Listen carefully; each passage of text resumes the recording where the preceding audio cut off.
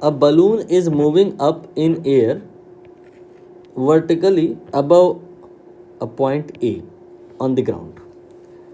When it is at height h1, a girl standing at a distance d from point B from A sees it at an angle 45 with vertical. When balloon climbs up a further height h2, it is seen at an angle 60 degree from vertical. If the girl moves further by distance 2.464 d, then height h2 will be. आसान शब्दों में अगर बात करें तो ऐसा है कि यहाँ पर पॉइंट ए के थ्रू एक वर्टिकल लाइन है, इसमें बलून क्लाइंब कर रहा है. जब वो h1 हाइट पे है तो उसको देखा है from the point B, angle जो दिखाई दे रहा है फ्रॉम द वर्टिकल ये है 45. फिर बलून और ऊपर गया, यहाँ जो लड़की है वो और एक्स डायरेक्शन में मूव कर गई 2.464 अमाउंट से. और जब बलून हाइट h2 पे आया तो जो ये गर्ल है पॉइंट सी पर आई और बलून को देख रही है तो वो 60 डिग्री के एंगल पर दिखाई दे रहा है. तो बताना है ये h2 कितना होगा. रियलाइज़ कर लिया होगा आपने कि ये क्वेश्चन आपका फिजिक्स का कम, मैथ का ज़्यादा है. चैप्टर है हाइट एंड डिस्टेंस, 10वीं क्लास में आप ऑलरेडी पढ़ चुके हैं. तो कर लेते हैं, करना तो पड़ेगा किसी भी क्लास का हो. यहाँ पर सबसे पहले देख लो एंगल केस 1 में जब गर्ल पॉइंट बी पे थी तो एंगल 45 बन रहा था. 45 डिग्री का ब्यूटी ये होता है कि ये आपका इक्वल हो जाता है. इसका मतलब h1 की वैल्यू ये d के बराबर हो गई.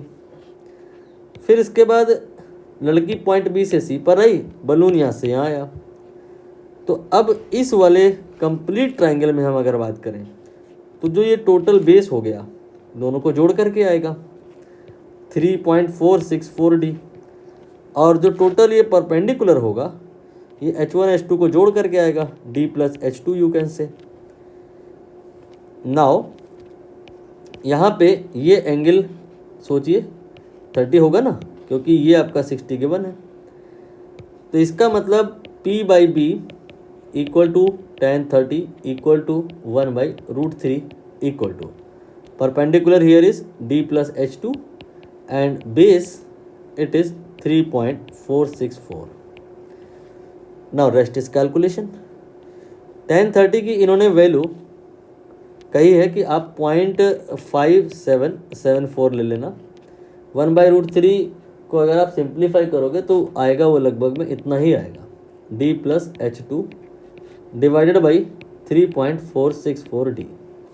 Now from here d plus h2 will be 0.5774 then multiplied by 3.464 d. यहाँ से h2 जो आएगा इसका मल्टीप्लाई करना. ये थोड़ा सा एग्ज़ाम के पॉइंट से मुश्किल है, बाकी घर बैठ करके फुर्सत में तो आप कर ही लेंगे. तो एग्ज़ाम में कैसे अप्रोच करना होता है, क्या ये एग्जैक्टली हम पूरा मल्टीप्लाई करें? नहीं, ये टाइम टेकिंग होगा. आप सिग्निफिकेंट फिगर का ख्याल करते हुए लगभग में आंसर निकाल लीजिए.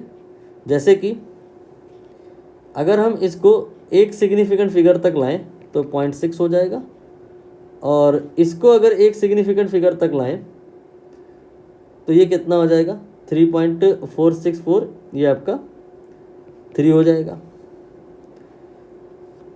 और अब यहाँ पर सॉल्व करें, देखते हैं कितना आता है.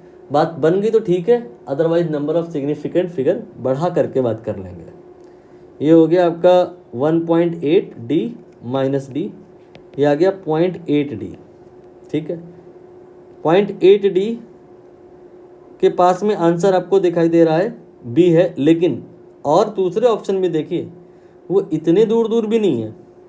जैसे कि ये ऐसा नहीं है कि ये ऑप्शन आप अगर देख रहे हो 0.8 डी है तो दूसरा ऑप्शन 80 डी हो. ये सारे ऑप्शन करीब में है, क्लोज में है. तो फिर हमें समझ में आ गया कि क्या करना होगा. सिग्निफिकेंट फिगर्स को थोड़ा और तवज्जो देनी होगी और बढ़ाना होगा। यहाँ पर आप इसे 0.58 लिख लीजिए, सिग्निफिकेंट फिगर आपने अब 2 ले ली, और इधर आप 3.5 कर लीजिए। ठीक, ये मल्टीप्लाई करना कोई अब मुश्किल नहीं है, लेकिन यहाँ से आंसर आपका बिल्कुल सफ़ा सफ़ा दिख जाएगा। ये आपका 2D आ जाएगा लगभग में, -D, तो आंसर यहाँ पर आ जाएगा D के बराबर।